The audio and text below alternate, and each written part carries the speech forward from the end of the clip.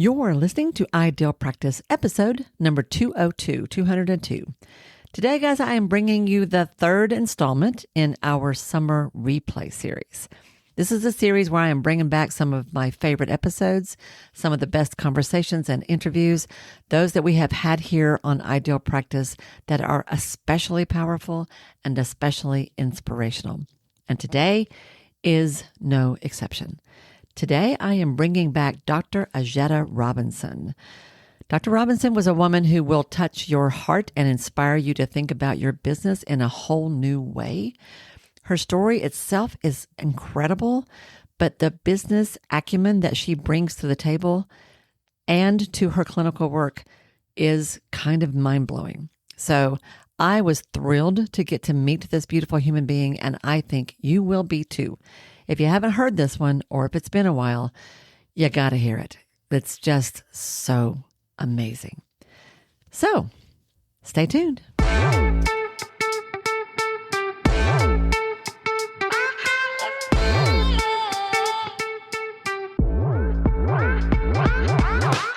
Hi, I'm Wendy Pitts-Reeves, and with over 2 decades of experience in the private practice world, I've built my 6-figure business while learning a lot of lessons the hard way.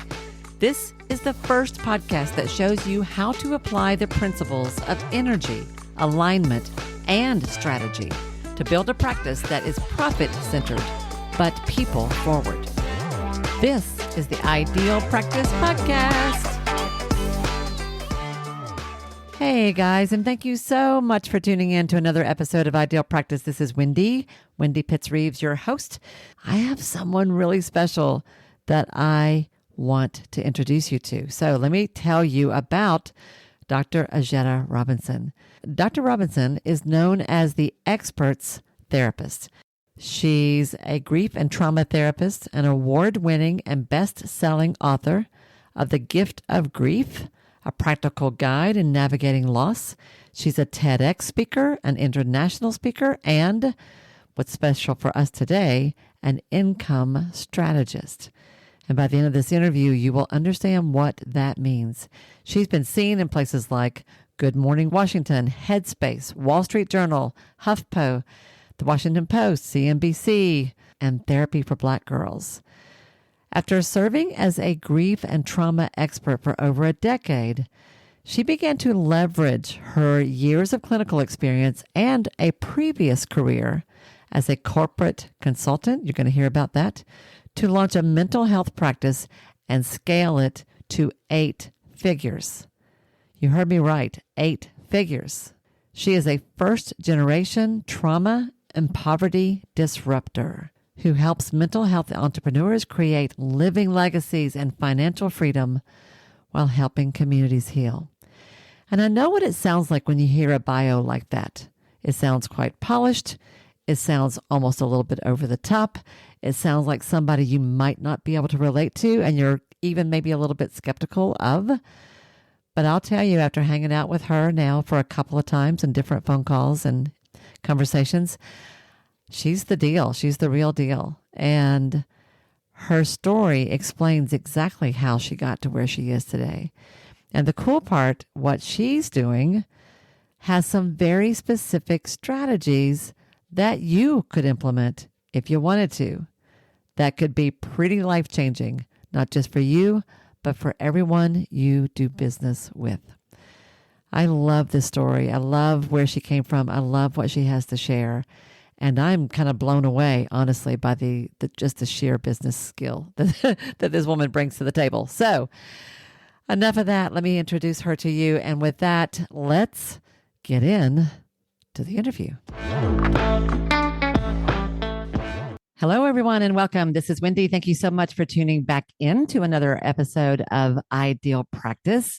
You guys know how much I love hanging out with you every week because this is like the highlight of my week. And today, I am so not kidding when I tell you that you are in for a treat. I know I say that all the time, but you really are in for a treat. You already heard a little bit in the intro about my guest, Dr. Ajita Robinson. Wait till you meet the real thing, y'all. We are going to talk about a whole new way of thinking about your practice that I think it's kind of mind blowing. And I think you're going to love this. So let me just say hello, Dr. Robinson. Ajita, come on and say hi. Hi, Wendy. Thank you so much for having me. I'm so excited to have this conversation and just to get an opportunity to talk to your community as well. So thank you so much for the opportunity. Absolutely. We have had a time getting here, I tell you. We've had lots of scheduling stuff and all kinds of things. And here we are. And we had a pre call where I wanted to learn a little bit more about you. And I was telling you that I had to go back and watch that again because I was so impressed by it. I didn't even take notes. Normally I take notes, but there were so many goodies that I just thought, I'm not even going to write this down. I'm just going to go back and watch it because it was so good. So let's start. Let's kind of set the stage. Tell everybody just a little bit about where you are, who you are, what do you do? Who do you, Yeah. what I like to say is who do you help and how do you help them? Let's do that. Yes. So I am in Bethesda, Maryland. I'm a Midwest girl, so originally from St. Louis, Missouri. When I get excited, that accent comes right out. So it's I'm a group practice owner. So I have a large group practice here in the Maryland area, but we also have clinician stationed in about 7 states now. I think last time we talked, we were in Seven 6. states? We have 7. We have clinicians in 7 states. Okay, I didn't know that. And our team is a little north of 150 clinicians. We have admin team Wow. members. We have our main office, and then we're co-located in OBGYN, pediatric, chiro, and speech pathology offices. We're up to 17 and a couple more Wow. contracts underway. So that's what I do on the clinical Wow. side. I'm a grief and trauma therapist. And so, from a direct practice perspective, I actually work with first generation poverty disruptors and trauma survivors. That's Mm. clinically what I do. But on First the other side, generation, first generation poverty disruptors yes, I'm a and first first gen responders. kid. Yeah, Mm. and trauma Wow. survivors. And so some of Yeah. those are first responders. And so I work quite a bit with law enforcement officers, other physicians, but the commonality is that they are likely the first to disrupt both poverty, education, what have you. Wow. And that in of itself comes with some grief and trauma. So that's what I do clinically. Yeah.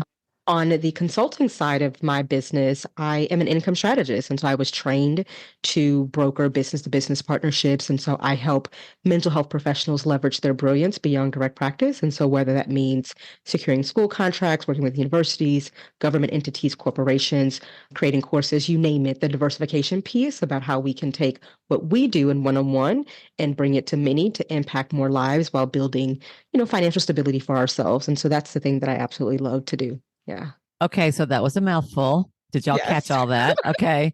So you are income strategist for business owners, for private practice and business owners diversifying their income in lots of different ways, which we're going to talk about.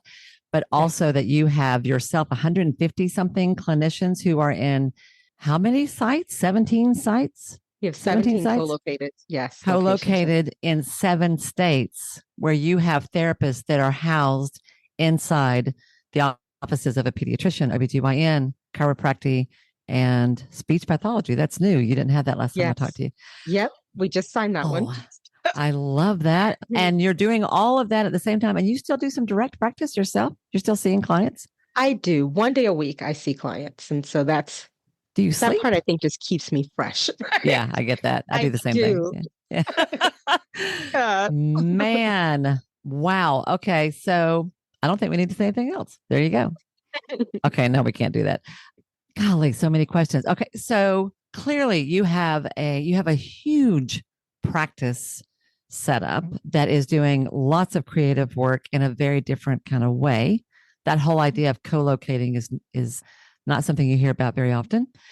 Tell us a little bit. Do you mind kind of taking us back a little bit and tell us kind of your backstory? Like, how the heck did you get here? Why have you always been you haven't always been a therapist? You have a story before that. Yeah. Tell us a little bit about your transition into the clinical world. And then let's talk about how you built this thing you've got. Yes. Yeah. Let's do Yeah. that. So I always say kicking and screaming. I became a therapist kicking and screaming. And it's interesting because I should have seen it because both of my parents are in mental health. My dad has always worked for mental health association in Missouri, but on the administrative side of things. And then my mom was a substance abuse counselor, but she wasn't when I was a kid, right? Oh, So wow. because I'm the first in my family to graduate college. And so I graduated before her, but it was always kind of there, right? And big proponents Hmm. of mental health. But I when I was in high school, I met this amazing psychologist, and I was like, oh, I had actually never met another I had never met a Black woman doctor ever Oh, in my yeah. experience. And I Cool. was like, oh, so I was fascinated Wow. with her. Yeah. And, I Yeah. didn't know folks that had like personally that had gone to college, right? And so that was like exposure. And then she was a doctor, and I was absolutely Yes. enamored. And I'd always Yes. had this knack for like helping people. My friends would tell me I have a listening face. And so that was always something that was happening, right? A listening Um, face. That's cute. right. And I was like, now my expressions are louder than I would like them to be sometimes. But anywho, so I did my undergrad in business and psychology. I had done enough. I'm a data girl, right? So I had done enough research to realize that the bachelor's in psychology would not be sufficient, and Wait a that I minute. You had an likely would. undergrad in business and psychology? Yes, Is I did so a like a dual double major. major? Is that what you did? Yes, I Okay, did. got it. Okay. Okay. And I realized that my business degree would like provide stability for me while I pursued the doctorate, because I knew Yeah. that at that point I had figured out yes, that's what I want to do. I thought I Yeah. was going to do the medical route, and then did an externship and realized really quickly that's actually not the route I wanted to go, which led Okay. me back to the PhD route. And so I, finished my undergrad. While I'm in undergrad, I am a pharmaceutical sales rep, and that full-time job is paying for my undergraduate degree. Wow. And, my main job is to get my, prescriptions into doctors' offices. And so, you know, Mm, I don't like driving, but I like people, right? And this is when yes. Zithromax first came to the market, and, some other meds that first came to the Oh, market. yeah. And so This is I a have really good branded. story. I do want to hear Yes. this story. That's right. Yes. Yeah. Yeah. And so one of the drugs that had just come to the market was Viagra. And mind you, Viagra. I'm 18 years old. I am 18 years old, right? Well, you were a And so pharmaceutical sales rep at 18? as a Goodness pharmaceutical gracious. sales rep at 18. It started off as an internship, and then I did so well that they offered me a Wow. position. Okay. And so I'm 18.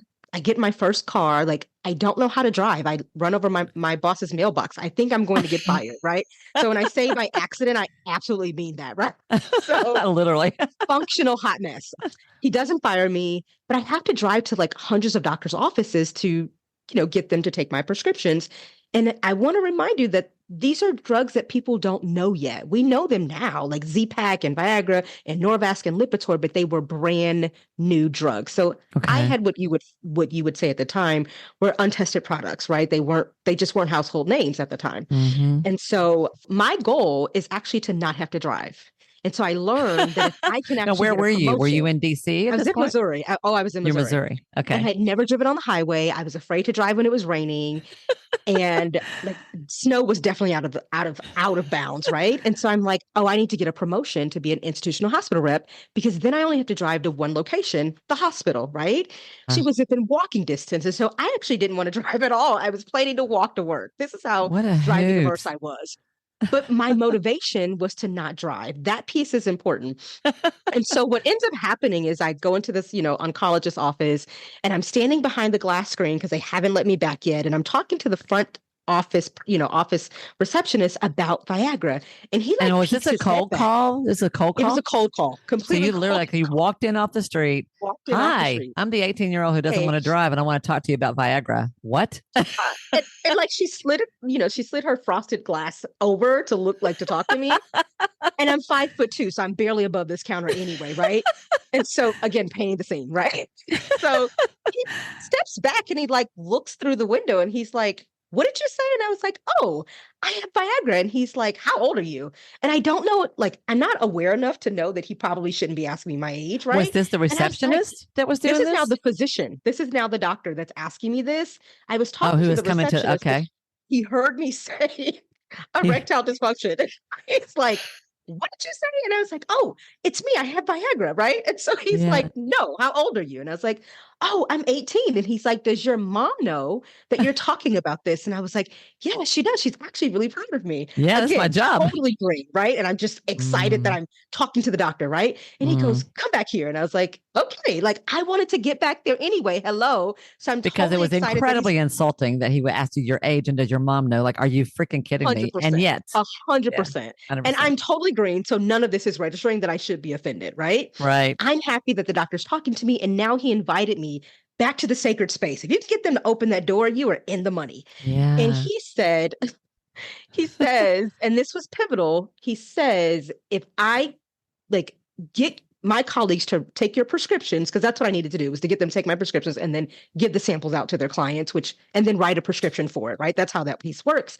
He's Yeah. like, if I can get my colleagues to, like, you come once a week, drop your prescriptions off, will you stop talking about this? Will And you I was like, stop talking about you this? stop talking about this. And I was like, yeah, like, yes, I will stop talking about this. Hello.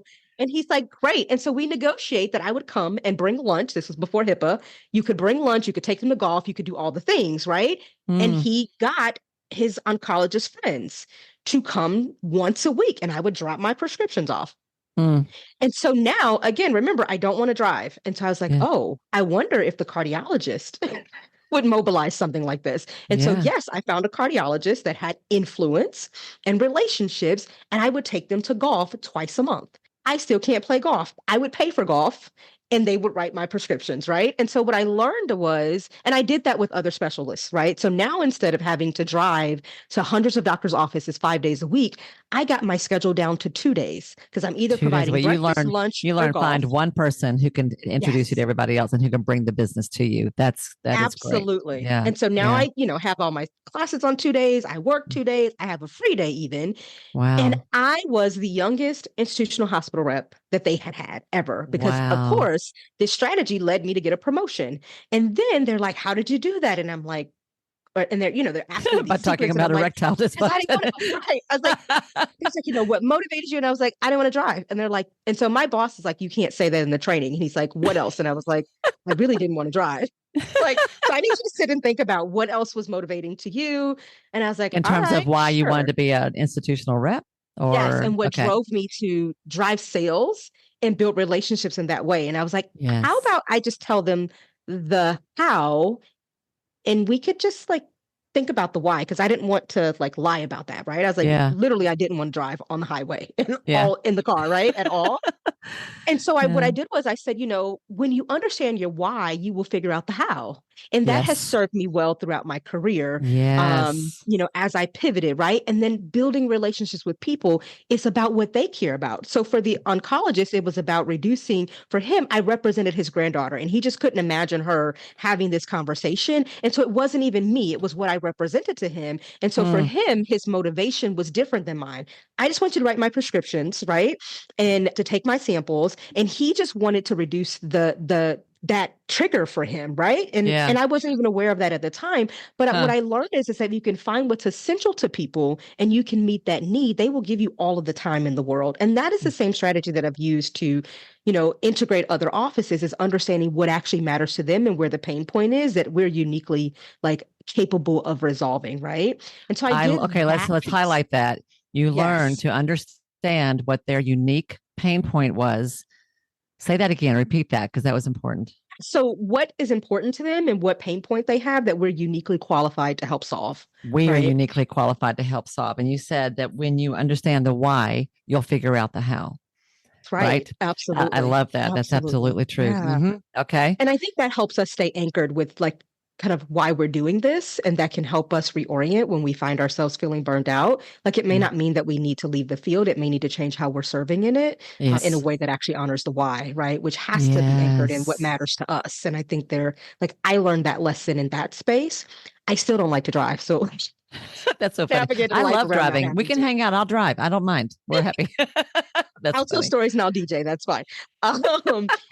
And then Nestle recruited me from Pfizer, and so that was, they saw what I did there. And mind you, at this time, I'm training, and so I'm getting to travel all over the world, not all over the world, all Training over the who? country. Training sales I'm training reps? Is that what you're? other reps, Okay. Got yes, it. on Got it. relationship building and using relationship to drive Ah. sales. So Ah. all of this comes full circle. And I was like, well, if you understand people and what matters to them and you put them first, the sales will come, because people don't like being sold to, they like being served. People don't Again, like being, golly, people don't like being sold to. Mhm. They like being served. Amen, Yes. amen, and amen. Yeah, which Ah, aligns with my servant leader identity as a clinician. And as I lead my team, I serve them first. I don't yeah. have to worry about them also taking care of our clients. And so then Nestle recruited me, and my job was to, broker partnerships between, get us more shelf space in places like Walmart, right? That was my, kind of main client, my biggest Your client. job was getting chocolate on the shelves. That's what you did. dog food. Dog food. Beneful was a premium line that was just coming out. So it was, again, first to market. It was unheard Yeah. of. Could we serve a premium client, Yeah. that had a shorter shelf life, higher price, right? And so part of that was, again, understanding that we're talking to a different audience. We're not talking to Hmm. people that treat their cat and their dog as pets. We're talking to people who treat them as family because they're willing to pay Yes. for the premium product. And so again, Yes. understanding who we serve allows us to tailor the services to them, right? Yes. This is This important, is what y'all. matters to Stay them. tuned into this because as she tells her story, you're going to see how this comes back to serve her as a clinician and as a Full practice owner circle. because it's so good. Yeah. So at Got this it. point at Nestle's now paying for my master's in counseling. I have a dual master's in counseling and statistics. And so research is my Counseling and jam, statistics. counseling and statistics. And so Okay, again, I'm a data that girl. makes my head hurt. That makes my head hurt. Okay. Jeez.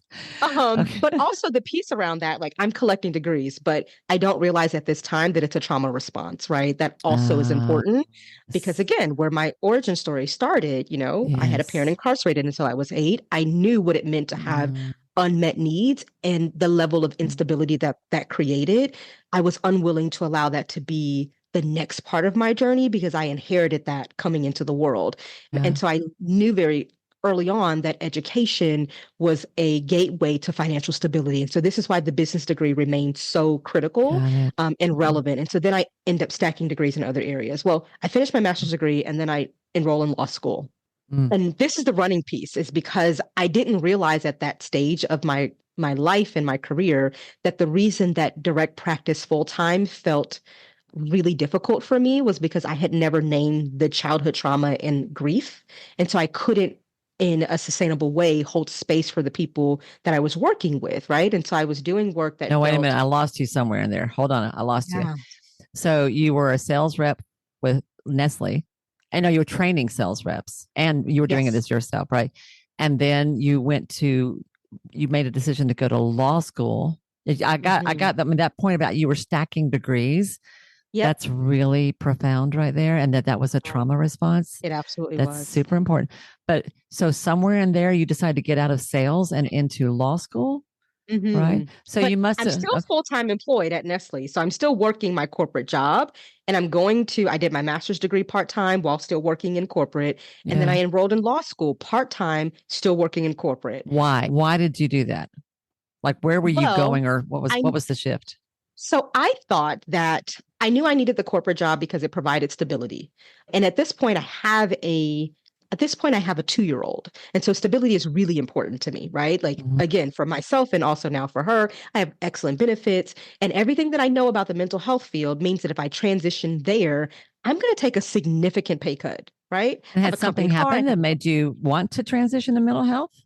I knew that the business piece was the thing that I was good at, but it wasn't the thing I was passionate about. So Uh, even when I was in pharmaceutical sales, yes, like cardiovascular health and cholesterol was helping my grandparents. Like I got them on better medication, but the sales aspect of it was very data and money driven. It wasn't improving life like driven. That's just yep. not the culture that was Yep. happening. And that was always incongruent. And so it felt really disconcerting that I kept being praised for how much revenue I was bringing in because it never aligned with the why I was doing it, Got right? And it. so Got it. being asked not to tell that part of the story also was not, it was a disconnect for me. And I was like, I'm actually not Mm, interested in just making you a whole heck of a lot of money because I can't see the impact that it's having on the people that I actually care about, right? And I actually yeah. really care about people.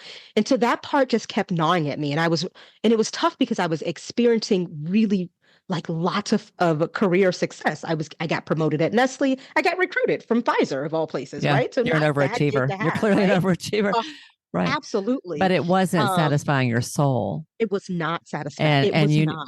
right. Yeah. So I want to talk about And an ideal now practice. I have That's what I'm my talking about. Hmm. absolutely. And now that I have my daughter, the amount of time that I'm now spending away from her feels that much like Worse. less, Yeah. right? Yeah. Like the trade-off doesn't make sense. When I was a Yeah. single person by myself, it was like, whatever, I'll work 40 hours a week, go to school for another 10 hours a week, right? Right. Not Right. have much of a So life, you but shifted to law school at that point because you wanted to do something that meant more. it You meant were more. ready to do something that Absolutely. had deeper meaning. And because of your own family history or your Yes. background, whatever that story is, you were like, this is not helping people the way I want to help. I mean, Yes. it's great. The success is great, but it is empty success. This is not what I want. All right, great. Absolutely. So you went to law school. I go to law school, and with a academically, 2-year-old. I'm doing well. I'm with a 2-year-old. Amazing Hmm. support system that allows me to do all of these like things. It certainly wouldn't have been possible without them. And I am academically thriving and morally and ethically suffering Oh, because the law is not like it doesn't take context, like how mm, they got there into consideration. Very rarely it interprets the law, which is not always designed to recognize like how they got here as a result of trauma, yeah, right? As a result of yeah, unmet economic needs. And my therapist heart yes, is bleeding here, right? yes, And so as my yes. contracts law professor, and I'm in her office and I'm doing the office hours and the consultation, and we have a great relationship. And she's like, Contracts law professor. Yeah, yeah, she was phenomenal, right? It was again, I'm doing fine academically. I have a 4.0, yeah, great scholarship, but academia had always been my safe place anyway. yes, But I'm suffering, right? And yes. and I don't feel like I fit. It's taking me longer to write my papers because I have to scrub all of the humanity out of them to Oh, meet the bless your heart. requirements of the assignment. And so this is what I'm Yes. struggling with. And we're talking through office hours. Eventually I write the paper, but it's taking so much out of me, right? And so Mm. she encouraged me to take, by this time I've moved to DC and I'm at George Washington for thinking I'm going to finish my law degree. And she encourages me to take my electives. She's like, you don't have to take your electives and these things you think you're going to take them in, like international law and trademark, right? You can actually Yeah. take your electives over, like in grief. And so I did. And so I, Uh, yeah, as you can I imagine, love here we that. So go. you were in law, but you took electives in the psychology side of things, right? I did. I did the Yeah, same thing. I started off as a broadcasting major, believe it or not, I and love that. I had to take, and I was taking like advertising classes and which were putting me to sleep. And then I took psych electives just for the fun of it, and completely fell in love. Yeah, 100%. Yes, Isn't that crazy? it Okay, absolutely is. so you took grief, you took classes in grief, and I took a course in Intro to Grief and Loss. And mm, before the class started, I wrote my professor an email trying to negotiate to not have to go to, like, they had an individual counseling and journal requirement, like 3 sessions of counseling and then journal. And I wrote him a, persuasive email mm. from my experience in law school, trying to justify why, like, I actually didn't need to do that component. And I he's don't like, have to oh, do you're that my law counseling student. part. I don't like that's not really relevant. It's not why I'm here. Like, I'm here because my professor recommended it. He goes, oh, you're my student from the law school. And I'm like, yes, it's me. And he's like, excellent. I look forward to reading your journal. I was like, Ah! what? Did not go as planned. I love it. I love it. And it was in that class that I realized that in therapy, really for the first time, and Yeah. I found a grief therapist. And because I'm just going to do the requirements. I don't have any grief, right? Like, I'm whatever. My fine. I don't childhood need was a this. norm, totally fine. Yeah. Was not fine. Was not fine. And Isn't now I'm it angry. funny? Isn't it funny how when there's a path you're supposed to go on, the universe keeps bringing you back to it over and over and over and Absolutely. over again? All like one way or Absolutely. another, you're going to do this work. You're going to do this work. When Yeah. you're not ready, if you're not ready, you're not ready. That's fine. But when you're ready, you're Yeah. going to be there. I really love Yeah. that, Ajita. I think I totally want to honor and respect for just a moment what you have said because you're saying it quickly. I told you, so y'all, I have to, audience, my friends who are listening, I have to tell you, I told her before we get online, before we got on this call, I said, you talk fast and I hear slow. So we have to stop. But I just want to pause for just a second and honor and respect the drive that you had, the courage that you had, the sheer willingness to persevere no matter what, and the sense of excellence that permeated everything that you did. I totally understand when I've not heard anyone say they were stacking degrees before, but I get that. I get that, honey. But for you to see now what that was about, you were Mm, basically running and learning. You were running and learning at the same 100%. time. And I always say it's all grist for the mill, which is my Southern thing. But it's like everything that we do in our life, everything we try, everything that works or doesn't work, every experience comes into it, informs our skills as a clinician, our skills as a Hmm. practice owner. It all adds to the mix. It's all valuable. But I Yes. just really want to praise and recognize. Yeah. It just feels really important to me to honor that. Okay. Because that's a Thank you. lot that you were pushing through. So here you are, find yourself in a grief class and you're just taking it for the heck of it. And the guy goes, "Yeah, let's do a little counseling." No, I don't need that. Yes. No, Y'all, totally this resistant. it's Char Baby. Don't throw me in that there briar patch. That's so funny. No one's going to Yeah. get that reference. Y'all are not going to get that reference. Never mind. All right. So let's continue. So you're Yeah. taking a grief class. You're going to do the journal because you're a good girl. You're a good Yep. student. You do I what you're did. supposed to do. Yeah. I was like, And fine, right? I'll just do this. fine. And then I get into grief Damn it. therapy and then we learn because no one had died, right? And that's what I knew about grief was death. And this Yeah. class opened my eyes, therapy opened my eyes that I had cumulative losses that had never been named, had never been worked with. And it's the Yes. reason that I would busy my way through the moments that actually I needed to pause and actually acknowledge and name and feel, right? Yes. And I learned Yes. that, for me, that the absence of pain is not joy. And that's what I thought. Like, Mm, I'm not in any pain, so I must be happy. And I wasn't. mm. I was numb and I was busy and I kept moving forward because there was nothing. If I stopped moving, there was so much fear about that I would go back where I came from. And that's Oh my not to gosh. like my family of origin is fine, but I grew up in one of the worst neighborhoods in the city. It's not where you want it to be, right? And so I was so afraid of, and I remember saying to the therapist when she asked me like what has like motivated me all this time, and I remember telling my high school counselor, I just don't want to die here because so many of my Mm, friends died before they graduated high school because that's what happened in my neighborhood. They either died or they went to jail, and I didn't yeah. want that. Like so Yeah. I began stacking the deck in my favor because I came in with statistics that said what I could do and what I could be. And I just knew that I didn't want that for my life. I had You were seen that. bound and determined you were not going to be the story that somebody else was telling. And Absolutely. having met that black doctor in Yes. high school, which sort of There was started proof. you to think that there was something new that was possible for you. Yes.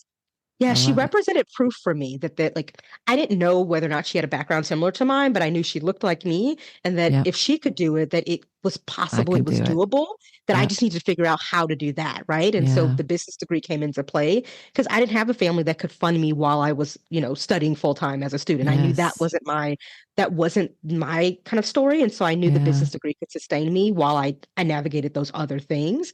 And that's why I stayed in the business realm for so long. One, I was good at it. I could, do it in my sleep. It was Yeah. very, for me, although I was high achieving, it still was not the same effort. It paid Like the bills, counseling, but absolutely. But yeah. counseling So, required a different part of me that the yeah, business sector never required. Like I could not be well mentally and still like fill a palette, you know what I mean? And got it. look at a strategy.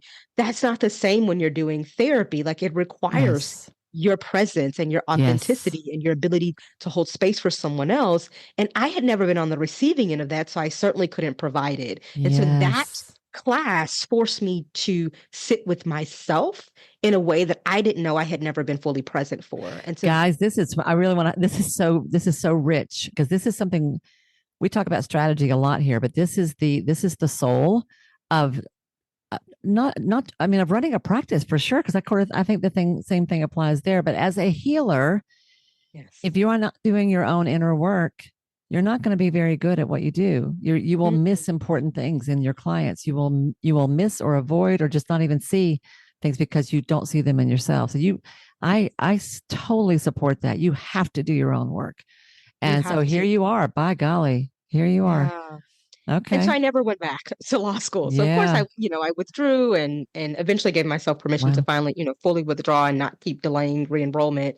And I finished the Hmm. PhD program, and that was really pivotal. So you switched I from law finished to a that. PhD in psych. Is that what you did? Yes, I Okay. did the counseling education program Got it. at George Washington, and that was like it was a great program. I came in licensed and knew exactly what population I wanted to work with, and everything after I just made that commitment and decision really just Mm-hmm. moved pretty fluidly. And so now I know like I'm now trusting myself that one, Mm. this is the thing that I was called to do. Like I didn't Yeah. navigate all these things to Yeah. not be able to use it purposefully. Yep. And I'm still trying to figure out how do I leave the corporate income because that has been like that's what my lifestyle is based upon. Yeah. My school's tuition, all the things, right? Yep. And so I needed to Yep. figure out how to do that. And so I learned about private practice and I was like, oh, can navigate that. And so what do you do? I'm a God girl, so I've always been taught to seek wise counsel. So I went and I spoke with an advisor who I knew had a private practice, but was a full-time faculty member as well. And I was like, okay, great. He'll get that I need, like, likely will need to keep one of this corporate job while I build my practice part-time because that's essentially what he's doing. And he told me something that in the moment was very discouraging in for a moment, right? And he said, well, most private practices aren't profitable for at least the first 3 years. And so you're going to need, like, this program has prepped you to be a professor. And so, like, do the Mm, thing we've prepared you to do. mm. And in the moment in his office, I'm sitting there and I'm like, I don't have 3 years. I have a 5-year-old now. I don't have 3 years, right? Yeah. I've spent Yeah. 4.5 years in a doc program that was accelerated for me because I feel like I'm running out of time. Now I feel like I'm starting over from scratch. I Wow. later was able to realize that I wasn't starting over from scratch. I was starting over with experience, right? Because, Yes. right? I And that wasn't was starting over critical from scratch. I was starting over with experience. I love that. Yes, that's because so true. because Okay. I was thinking that all the time I was in corporate and dabbling in law school, I was off track. All of those things came back to play and were transferable and really have shaped the way that I've been able to build and grow my practice, but also the things I've Yeah. done beyond direct practice. And Yes. so I made a decision then. I was like, I don't have 3 years and this either has to work or it has to work. So I'm just going to build my business as if it works. And so that's what I did. And I ended up growing, right? So was that guy that you went and talked to, was he discouraging you from doing private practice at all? Or was he saying it's not, or was he saying you can do it, but it's going to take a while. You got to keep your job? What was his Well, he was absolutely discouraging me from private practice. The at other all? statement that he said was that, and he was treating me as if I was like, a lot of my colleagues had not been in the field, right? So they had gone from their master's program right into their doc program. Like I had a full-time job in corporate, but I also was working part-time in mental health. I was fully licensed by the Mm, time I got to the doc program. And so all of that really didn't mean much because he said you actually should go work for someone else's private practice before you go and start your own. And I was like, mm, you're mm. discounting totally the experience that I'm Yeah. bringing, that I Yeah. already understand business, right? I just have never done business for myself. But I've Yeah. always been a little delusional about, what's possible for myself. Like if someone tells me no, I have one of two things that I immediately think. Either you don't understand what I said or you're not the right person. But it never occurs to me that I can't do it, right? I love that. What you said a minute Totally. ago, you said either my practice had to work or it had to work. That's it. And so I love that. how would you build your business if you didn't calculate, Yeah. like, do this fear-based thing, right? Yeah. And what I knew was I could trust myself because I Yeah. had been through all of these things, that I was committed to the thing that I wanted and that I believed could provide the stability and the flexibility that I wanted, because I was feeling the weight of the 16-hour clinical days that I was missing from my daughter, right? So Hmm. again, now my why is I want my freedom of time back. I know I want to exit corporate America and I don't want to burn myself out. I was willing to work at that pace so that I didn't have to continue working at that pace. I And I get it. felt very passionately that it was time for me to pivot. So I did take part of his advice. Is I did go and secure a full-time faculty position actually before I finished my doctorate. And Wow. I opened my private practice at the same time. 7 months in, I had grown that practice into a group. We were profitable, we were sustainable. Seven And months into it, you'd grown a seven group. months in, we Wow. were a group with a Okay. lot of things I didn't know. My employee manual was 7 pages. You had an employee manual? 7 pages. That was it. So they I were hired employees. They were W ICs. 2s. You were hiring W 2s in the beginning. Okay. Yes. I Okay. initially hired them as ICs, but then, a few months in, when I, I see. met with the Independent CPA and contractor, other y'all. folks. Yep. Yes, sorry about Yep. that. I Yeah. realized with them in 7 months that they actually couldn't be ICs, that they needed to be W-2s. And so Okay. I was like, oh, I need an employee manual. I know that much. And so Yep. I got 7 pages, right? Which coincidentally was the paper I had to write in employment law class. Perfect. So again, Perfect. full circle. I was like, I got this piece, Love it. was nowhere near sufficient. And so, for me, the lesson in that was start where you are and commit Absolutely. to continue to grow. And so I did. Yes. Like now Yes. it's like 200 pages of Yes. stuff, right, that I've learned over the past 11 years. But that same kind of relationship building piece and honoring people and being connected to the why is how we even integrated with, pediatrician practices, is that we saw a significant gap between when they would identify that there was a need for a client to see mental health care and when the client actually contacted us. They would wait until they were in crisis when the pediatrician often like recognized, or sometimes miss them when it could have been in a different state. And so we kind of piloted, like we had a really good relationship with the clinician as a result of me kind of stopping by her office and doing the thing No, that I wait. learned Okay, to so do. wait, slow this one down. You had a doctor in your town, Yes. right, local, that was referring Hmm. people to your group counseling practice, Yes. right?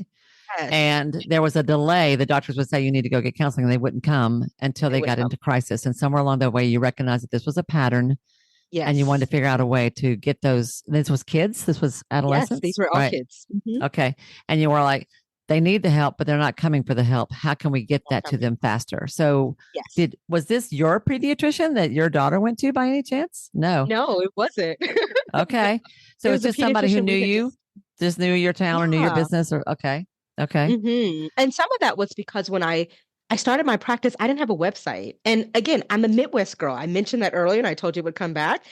because we know all of our neighbors. And so I really walked around and met and introduced myself. I brought my little fruit baskets and my muffins and I introduced myself because I didn't have a website. And I also wanted to know who was in my neighborhood, right? Serving the community. And I wanted everyone to know that I was there if I could add value. And so I literally was the welcoming committee in the neighborhood. Okay. And so that's how I I did love that. this.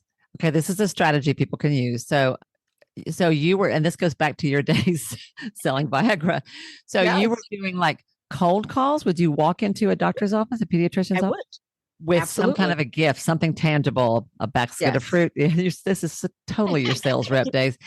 And you would say, "Hi, my name is so and so. I run a group counseling practice in town. I just kind of wanted to meet you guys." And you would like talk to the front desk and what, give them some fruit and some business Yes. cards. Okay. Absolutely. And they were Yeah. geographically close to your practice, so they were where your referrals would be coming from. And Yes. y'all, I want you, as y'all are listening to Ajita talk about this, I coach a lot of people about how to talk to doctors, and it's intimidating. It's intimidating Hmm. because they're busy people. They are back in the back somewhere, and most of them don't want to talk to us. I want y'all to notice, all she's doing is starting a relationship. And yeah, it might feel a little weird, but it does work. I actually did this with a speech pathologist that I coached, I love who that. we came up with a whole strategy about how she could get past that door. And it was very, very, very carefully crafted, but it was exactly like this. So they're Mhm. like, "Who are you? What do you do?" Okay. And in Yeah. my experience, primary care doctors want to refer people for I counseling, but do. they have no idea where to send them and they're too busy to go find out. So That's true. they probably didn't care who you were. You They had the do. word therapy attached to your name and they're like, Yes. "Fine, give me your cards."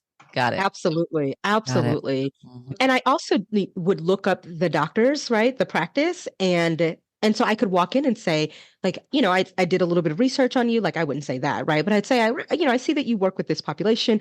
I do Yeah. too, right? And so I Yeah. just want to be a resource for you all. To be a And if they resource for you all. That's key. Yeah, and so one of the things that I started doing, particularly with this pediatrician, that I noticed was sending referrals Yep.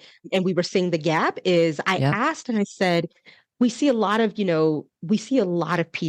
adolescents and pediatric population, and I'm wondering if you're noticing that they're coming in complaining about stomach issues or chest issues, and then you can't find anything biologically or physically wrong. Because I'm Yeah. noticing we're seeing that a lot, and it ends up being like anxiety. Are you Yep. seeing that? And she was like, oh my God, yes. And we end Yes. up like to soothe the parent and the kid, we're giving them, whatever the stomach medication is. I forgot what she told Right. me, right? And I was like, would it be helpful if we came in and just had like a lunch bunch with your team and talked about how to recognize psychosomatic complaints in the adolescent population? Boom. Yes. Again, I'm This gives adding me chills. value, Yep. right? I'm adding value. I'll bring lunch, no problem. And sometimes they like, we'll bring lunch. You just Great. come, right? Right. And it was so empowering. And of course, now they know me and my style. And now I'm top of mind when they have a kid, right? Absolutely. And now they're doing consults and saying, hey, doc, can you weigh in on this? Hmm. Can we ask you a question? And so now I'm a Now you trusted really are a resource. resource. Yep. I am really a 100%. trusted resource. And Yep. so I still don't have a website, but I don't need one because I have in my network of Yep. within 4 block walking distance in either direction, my community knows me and they know that Hmm. I'm available to assist them. And so Mm. when I call and say, hey, do you know anyone? Right? I have a new clinician. Let me introduce them. This is who Yep. they serve. If you have anyone that we can help, send them our way. And they know we're known for providing excellent care. So it's a good referral, right? And So, that's what Ajetta, I there was a time There was a time when I worked with adolescents and I was the go-to person for teens in my town. And the local Mhm. juvenile court judge sent practically every kid that went through his court to me. I mean, like Yes. all of them. At no point did it occur to me to go offer to do a training of some sort or to go to the court and do something, or much less create some kind of a contractual Mhm. thing. This is brilliant because you are now helping the kids, you're helping the families, but you're helping the helpers do a Yes. better job as well. And you're building a reputation for your practice as one who Mhm. serves. People don't want to be sold Yes. to, they want to be served. Absolutely. Boom. Got it. Yes. Okay. Um, and then we'd ask a critical question of, our providers that already trusted us. Do you know any other practices you think that could benefit from the type of service or workshop that we provided to you? Because now they'll introduce us to their friends. Do you That's know how we got anyone into other else? offices. Do you know anyone else that Yes. could benefit from this? And so Yes. I just committed to doing one of those workshops a month. I could dedicate an hour, either I come in person or we do it virtually, whichever works for you, but we could The just same build workshop relationships over and that over way. and over The again. same workshop. I would Yep. tailor it like I did it in an urgent care setting because I went in an asthma attack and of course, now that I can breathe, I'm going to ask you questions, right? You're right here. And I was like, do you see like people with suicidal ideation or anxiety in urgent care? Yeah. And he's like, no, we don't. I'm like, aha. So what that tells me is you don't know it Right. when you You see don't it, recognize right? it. And so Mm-hmm. I asked him, I was like, do you guys ever have any trainings or, PDs that come in to talk about mental health? Of course, the answer was no. I figured that out by the intake paperwork, right? I was like, oh, I would love to, like, we'd be happy to come in and we literally are on the corner, like we're neighbors, right? Right. And so we got Right. into the urgent care, right? Because I had an asthma attack, right? Which was Mm. not the way. I was like, this copay is going to pay for itself one way or another, friends. I love it. I love it. Talk about turning a problem into an opportunity. I love it. Yes, right. Yeah. And so, we just, continued that strategy and really looked at what other disciplines are our clients that are experiencing grief and trauma, because that's our area of specialization, Yeah. who else is likely serving them, right? And so that's how we diversified, right? So Yeah. the chiropractor again was another good referral source, was working with a lot of folks that had car accidents and other, injuries. And there's Mm-hmm. grief and trauma, that's Yeah. wrapped up into there. And so that became, another space. And so we just began asking the question, like, we love that you refer to us, but how would it improve your patient care if they could have a mental health assessment on site? Like we can come into your office and just pilot it. And so we We'll did bring that. it to you. We'll bring it to We'll you. bring it to you. Yes. And so that really kicked things off. And then, like, now we have offices that approach us.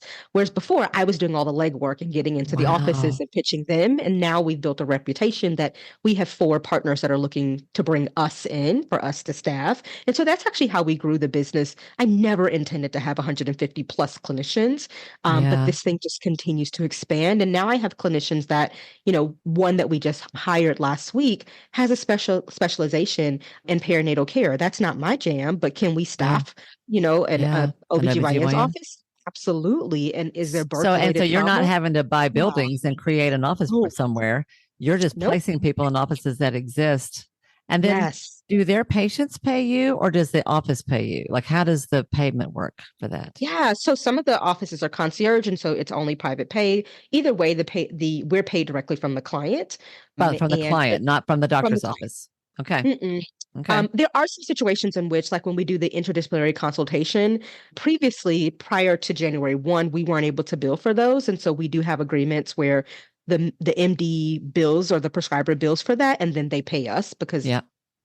Medicare They or can. Medicaid only pays one person. They've always paid MDs. Now, Mm-hmm. as of January 1, we can bill for those consultations when we couldn't before. And so Mm-hmm. that's the only place in which they pay us directly. Otherwise, we're just collecting the payment directly from the client. But From the the client. beautiful thing in the majority of these offices, they're not charging us overhead. And Yeah. I negotiated that because, one of the things that happens is when we have an appointment scheduled with the client, 99% of the time we're running on time. So if they're Mm. behind, and they're usually behind, they actually can now bring a client right into a treatment room because we're available, right? Yeah. And we can it improve their patient care, improve their patient experiences, and Mm. we can roll in right either before or after the nurse that comes to check vitals. We can do a quick mental health assessment, and if Mm. they need additional services, we either can refer them to our main office, or if we're in a location where we have space, we can actually just schedule them right then and there For a for their session. actual Yeah. session, right? And so that improved the efficiency of their office. We're 100% paper free. Like it really just elevated their practice. And so we Wow. can negotiate to not And we need an iPad. We don't take up a whole lot of space. Yeah. And so we really negotiated. I was like, okay, if we don't save you money or make you money in 6 months, sure, you can charge us. And we've not had anyone that has come back and said, we actually need to bill you because it's not working in our favor.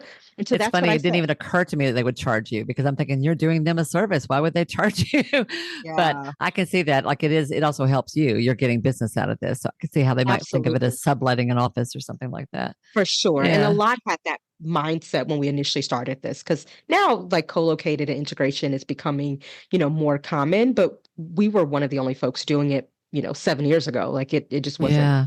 it wasn't as Yeah. common as Yeah. it's becoming to be. And so we were kind of first to the market in our area. And so we really were piloting a lot of things, seeing what worked, what didn't work, and then dialed in the Mm-hmm. disciplines that it really made sense to partner with. Mm-hmm. Um, Mm-hmm. yeah, and so that those were different types of contracts. So I didn't have to figure out we only have one office space with 6 suites. Like that's it. That's in One our physical business name. location, right? One Yeah. physical location. I don't have to manage all of those other locations because they have administrative staff and everything for us is streamlined. And so that really allowed us to be efficient and optimized. That's And it, impressive. yeah, so Yeah.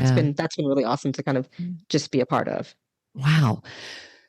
So that whole piece there about just how to get into a doctor's office is incredibly valuable. And if nobody hears anything else out of this episode, that alone, I'm hoping is going to be like sparking some ideas among people, because I really do think that this is money on the table.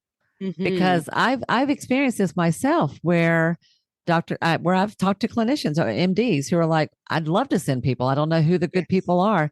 And part of actually what worked for my group practice, actually, when I ran, I don't have it anymore. But when I sold it in the pandemic, but I had Congratulations. a group practice for 25, give or take years. And we had such a reputation as the go-to place in our town. Like doctors would tell their patients, I don't care who you see, just see somebody at this place. And so that Yes, our name meant something, our brand meant that's right. something, which was huge to me when I started hearing that. Because clients would say, my doctor said it didn't care, they didn't care who I saw, just Yes, as long as I came here. So yes. what we started doing was making generic business cards that didn't have anybody's name on it, just our practice name. Because we did two things. We did that because doctors wanted to have that in their office so they could just hand it to somebody, just call this Mm, place, they'll help you. And then the other thing that we did that I put together as a resource for doctors, I always had like 10 or 12 providers in my office, and they all did different things. They worked different hours, they had different all kinds of things. I put together a simple one pager that explained who was there, when they were available, what their specialty was. And everybody took different, some were self-pay, some took insurance. mhm, They did their own way. And because the doctors would be like, I do want, who sees kids at your practice? So mhm, I created this one pager, folded it up, stuck it in a Christmas card with a mhm. picture of all of us, and Oh, I sent love that to that. every medical practice in town. And I only meant that for the doctors to pull up and look at and go see this one if they didn't want to, and if Mhm. they needed something specific. They started making copies of that and giving it to patients, Oh, I which love that. I didn't mean it for that. Like I hadn't designed it with that in mind. And at first I was a little bit mortified because it was a very, it was just the facts. Mhm. But I learned from that they will refer. They just don't know who to refer. So make it easy for them to Make it easy. refer. Absolutely. Yes. Make And it that's what easy. you're doing. Absolutely. You're doing that Yes. on a big scale, and you're doing it so much further. You're taking it to them. But you don't just do doctors. You also do government contracts and corporate contracts. Tell Yes. me about That's that. right. Yeah, and again, all the skills are transferable because what we often do with corporations and even, government contracts. I'll be at a university in Chicago next week on Monday talking really about burnout prevention and intervention in the workplace, right? And then I'll be, training federal law enforcement officers on Wednesday and Thursday of next week, mental health Jeez. first aid. And, one of the things that's really important is be able to highlight the pain point they know that they have that's That they also a know priority that they have. Yeah. that they know they have. And that's also a priority. And so I liken this to like when we answer the phone and we do a quick consultation with someone, I might hear that there's some unresolved childhood trauma, but they're coming in, and the thing that brought them in was the thing that happened at work. And if Yes. I don't honor the thing that brought them in, and Yes. I'm like, but you need to do this work, I lose them. It's Yes. dishonoring. And the same is true if I address the problem the client has, it will create Yes. room, trust in the relationship. So I might be able to introduce this other thing that I think is contributing to what the current trigger is. And the Right. same is true when you're wanting to partner with, organizations, corporations, government entities, is what's the problem that is a priority? Because it may be Hmm. a problem that it's a known problem, but it's not something they're willing to do something about. They won't pay you to do. Yeah. They don't care what the solution is because it's a problem that they have tolerance around or that's not a priority, Yes. right? But they're And so it's not, our they're not job. miserable enough yet. They're Yeah. not miserable enough. Yeah. And so I made a post on LinkedIn like earlier in January that talked about like, here are 5 things you need to consider or that you should think about to determine whether or not your team is burnt out. So you can't ask people that are burnt out and disengaged to be creative and do more. Mm.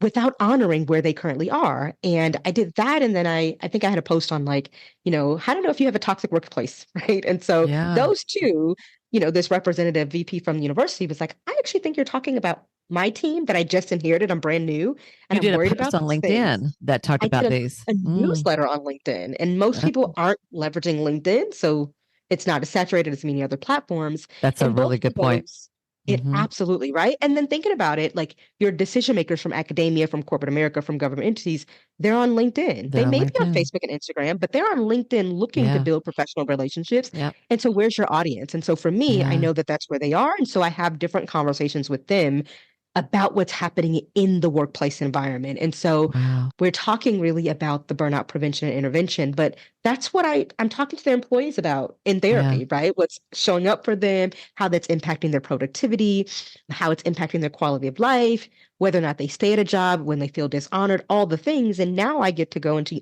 corporations and help them understand how policies, procedures, productivity impact the mental health and wellness of their team and really what's at risk if they don't address those things, right? And Why they so should care. Why they should care. why they Hmm. should care, right? Yeah. And it's important to understand what's motivating them because what's motivating me and what's motivating their employees Yeah. isn't the reason decision makers bring us in. And so we have to be able Absolutely. to speak their language and be able to pivot. What are we doing one on one and how does that apply to many? That's the thing that I think sometimes we struggle with is not thinking our skills is transferable, right? Yeah. Yeah. Um, Yeah. Yeah. So there's a saying, sell them what they want and then give them what they need. You've heard that? Absolutely. A Right. So that's hundred what you're percent. talking about here. It's funny. I was just coaching this morning with someone where I was saying there's a lot of things you can bring to the table, but they don't know that and they don't want that. You have to start with what they're asking for. So what are they asking Absolutely. for? Yeah. Absolutely. Yeah. I know that our federal law enforcement officers likely need a training on vicarious trauma. Yep. What they're willing to pay for is mental health first aid because they want to be able to recognize mental health distress when they're navigating and working with the general public. But what I know will happen when I deliver this Yep. training is that they will recognize and see themselves in their own Yes. experience. But I Yes. also know that there's incredible risk of them saying, "Oh, I also might have PTSD, or I Yep. might also be experiencing this," because they have a federal clearance, and we still have Yep. a lot of work to do in normalizing mental health in their profession. So Yep. I know the thing that will get me in the room to at least create the conversation is to Yep. talk about interacting with the general public. I'm aware of that. And I have to be willing to pivot from my objective to Yep. identify what's the barrier and then having this conversation. Yeah. If I make it about them, I'm not getting in. But if I So you make it start about off by helping them do their job better and their job safer. better, And then yes, and along the way, help them see themselves. Now, when a you do hundred that, percent. so you're speaking to like conferences or police departments or whoever brings you in. Are you getting paid for those speaking engagements? You are. Absolutely. Good. Absolutely. Good. Remember, I do free on purpose, but not because I'm unwilling and I'm scared to ask to be paid, right? And so Yeah. if it's an alignment, totally. But this is also my bread and butter. It's an 8-hour training. That's a big one. So Yep. we actually secured a grant. I wrote a grant that was, publicly available. So SAMHSA, Department of Health and Human Services, often foundations will have grants. And this particular one was earmarked for first responders. Well, law enforcement officers are first responders. I happen to have built a relationship with our federal law enforcement officers. This particular unit is our healthcare fraud unit, which is a Hmm. division under the FBI. And so Hmm. that's who I'll be training next week. I've done So Capitol you got Police. a grant to pay you to go and do this Yes. training. So Hmm. does the grant come to your company, or is the grant, did you get the grant Yes. for them to hire you? So we've done it Both multiple ways. ways. And so Yeah. this particular grant, my company was eligible for. When we first trained law enforcement officers, it required that it was a 501(c)(3), which I had established. And so it just needed a community partner, which happened to be the government agency. Even in that situation, it came directly to the 501(c)(3), which then subcontracted my practice, right? So And you have your business entity. yeah. Do you have like an LLC or an S corp? Mhm. Okay. So you have your business entity, and then you also create a nonprofit. Yes. 501(c)(3) is a nonprofit, like an arm of your business. So the Correct. nonprofit gets the grants, which Yes. then pays the business for you to go Correct. provide this training. Yes. Brilliant, Yeah. brilliant, I brilliant. also did that Golly. so that I could subcontract, I could hire my clinicians, and those clinicians that work fully for the nonprofit could get student loan forgiveness, right? Because private practice doesn't qualify. And so that was another motivation for me. Boy, And that's a whole somewhere along the nother, lines. Yeah, that's that a was a whole whole nother nother topic right there. whole nother mamma jamma, Yeah. right? Yeah. But yeah, so we've secured contracts where, like, we've worked with schools where we weren't eligible, even the 501(c)(3. It had to be a school entity that held the contract. We would write the contract, partner with them, and write ourselves in as a service provider. And so the money would go to the school and then they would pay us. And so there's Yeah. so many ways you can navigate that. And Yeah. I'll tell you that our first entry point into this was actually subcontracting. So somebody else like secured the contract and we Mm-hmm. delivered like parent skills training. And that was really a saving grace because I didn't know anything about I knew grant management from a research perspective, but I didn't know anything about it from a management, reporting, balancing Yeah. funds, all of There's those a things. lot to And it. so There's a lot there's to a it. whole lot, right? Like we've Yeah. hired that out, but in the beginning, I didn't even know who to hire. I didn't know what Yeah. job description to say I needed Yeah. because I didn't know who did that. And so for me, it was about subcontracting and staying in my zone of genius, which was delivering the parent skills training, right? And learning from someone that had done it and they had a vested interest in training someone else. And so I just had to make myself available to be mentored in that regard, right? And Mm-hmm. I paid for that, for them to share their knowledge, and they wanted to look for somebody that could take this grant over because they wanted to retire. And so it Hmm. really was because I was so visible in the community. I met them at a networking event, and they were Yeah. like, "Oh, like you're her," and I'm like, You're "I'm the me. one. I don't know if I'm the one, but I'm me, and I have a unique name, so I can't act up, right?" She's like, "No, it's you," and I was like, "Yes, it's me." And then we finally like actually talked details. I was like, "Oh yeah, that is me," right? Like, Yeah. Huh. and that is how I got started. And So so somebody else already had a grant to provide parenting services, and they wanted out, and you said, I can take that on for you. So Sort of. the larger contract was they were providing supervised visitation for the state. And Got all of these it. individuals were mandated to one, provide, like receive Yep. it at an approved facility. Yep. And the state wanted them to also, while they were there, provide this mandatory parent skills training. And they Got it. had the facility, but they had no one that could provide the parent skills training. And we Mm, were already on the court's list. yeah. I'm also a certified mediator. So we were on the court's list to do those Yep. things. We Yep. just didn't have like, I had a 3 office suite. Like I didn't have the capacity or the space to do it. Yep. And they didn't have anybody that could do it. They had the space. And so she's like, no, I've heard about you. Like, family law attorney or someone had Yep. mentioned you should talk to Dr. Robinson because they had the space, didn't have the skill. I had the skill, didn't have the space. And so Huh. we could meet a need that the other person had. And then eventually the state was in the process of building their own secure facility for supervised visitation, but they still wanted someone to come in and do the parent skills. So that was like our first entry point into contracting. And it's been 8 years. We still hold the primary contract for the training. Wow. I no longer have to worry about the space because the state now has its own facility.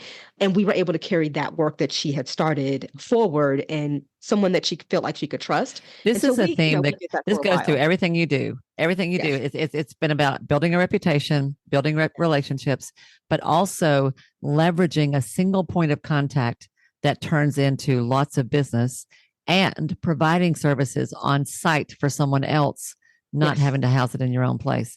So you don't have the overhead. So it's your Absolutely. profit margins are going to be higher, and Absolutely. your impact is greater. It's a brilliant way of thinking, and clearly your business background helped you a lot. You know the language. I can tell it even as you talk. The way you speak is not typical for therapists, but it's totally learnable, and Yes. it works. It really works. So It does. I I am amazed and so grateful to have met you and to learn about this really cool way of running a practice. It's so much more than quote a practice in a way. I Yes. mean, there was a time actually when my group practice was at its height, when we were so well thought of. I kept thinking, how can I spread this out? How can I? And I briefly thought about building satellite offices into other Mhm. communities, but I didn't have the systems in place to do that. And I was exhausted because I was kind of Mhm. doing all the things. And when I hear conversations like this, I think, man, that was a missed opportunity. I just didn't know how to do it. I love that you're here to share this with my audience for real. Not everybody, I said this the other day in a different conversation. I said, not everybody wants to build an empire.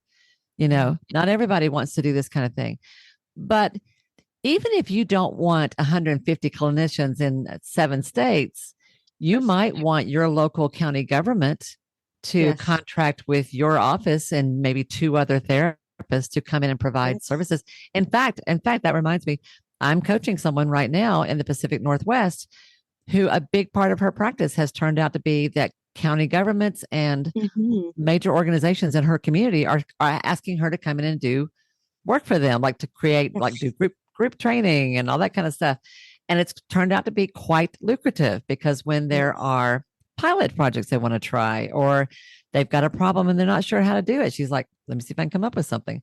Yes. It's really like you become the first person that people think of. You are top of mind when an opportunity Mhm. pops up. And I also like what you said that you had no idea how to do this in the beginning. You started small locally with one pediatrician, figured out what worked, tried things on, and then began to grow from there. I love that too. Yes. I'm mindful of the time. I think we could probably talk for 3 days, which is actually, you just had a summit about this. I should mention that you just conducted a 2-day summit where, in fact, you did do exactly this. Yes. Um, and I know you're going to be doing some more of those. Ajita, tell people how to find you, because as I'm listening to you, I'm thinking if I had known someone like you earlier in my career, like you would have been the person I would have wanted to hook up to, because I did have big ideas. And some people actually do want to build an empire. And you have Mm. the fact that you are doing this in a way that doesn't leave you exhausted and burned out, and you still have a life and you have a sweet daughter. Like you're doing all the things, but you're doing it in a way that works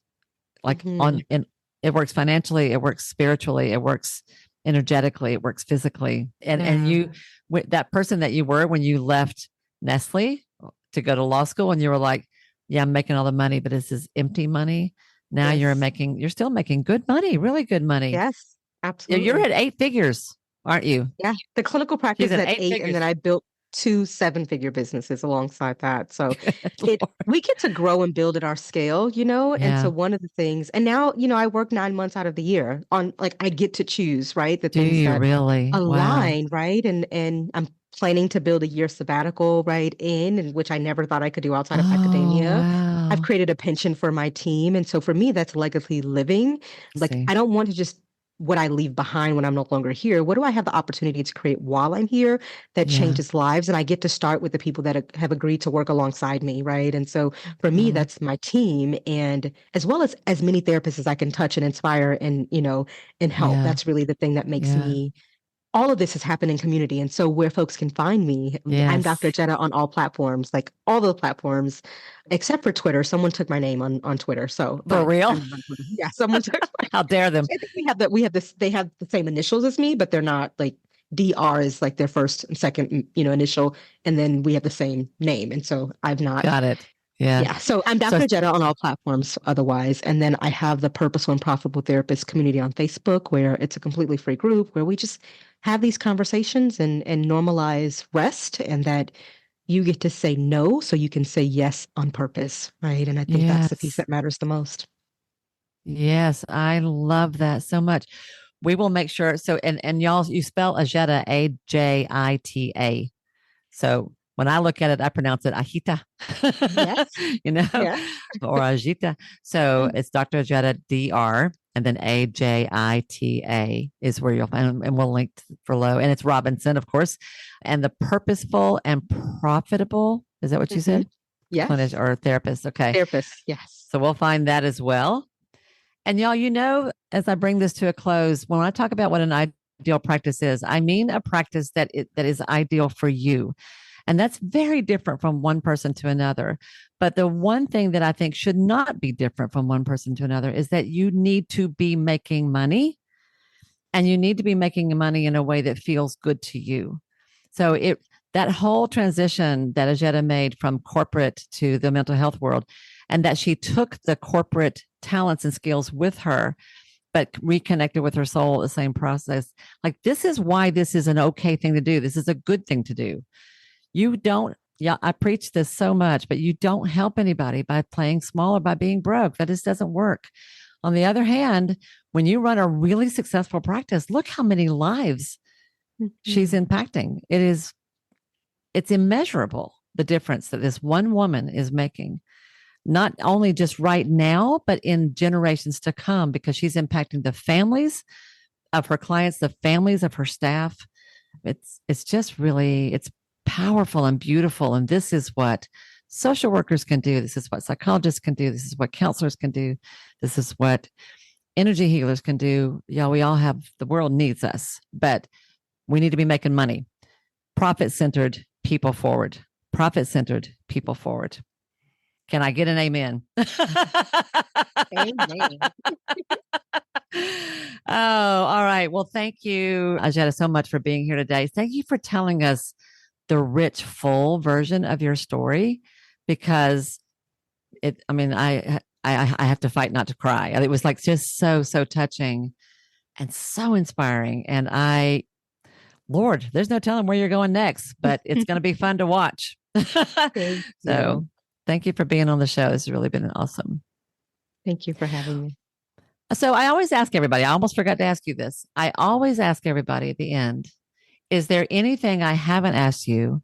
Is there anything that you feel called to share? Is there anything else that you want to say that will make this conversation complete? I think I would just share that we all get to choose how we do this work, but we all only have one life to live, and just make sure that that life honors you. Yeah. I trust that as therapists, we'll do good by other people, and we don't have to choose or self-abandon in order to make a lasting impact on the lives of others. Like, be a good steward of the life that you have. It's the only one you have. Amen. I feel like I just want to take a moment. Thank you, sweetheart. Thank you so very much. And y'all, I hope you will listen to this more than once. And when you're having a bad day, go back and listen to it again. And when you're trying to decide where to go with your practice, there's real strategy here as well. Really good strategies that I bet you money most of the people in your area have never thought of. So this is a way you can serve more people, make more money, do more good, have more fun.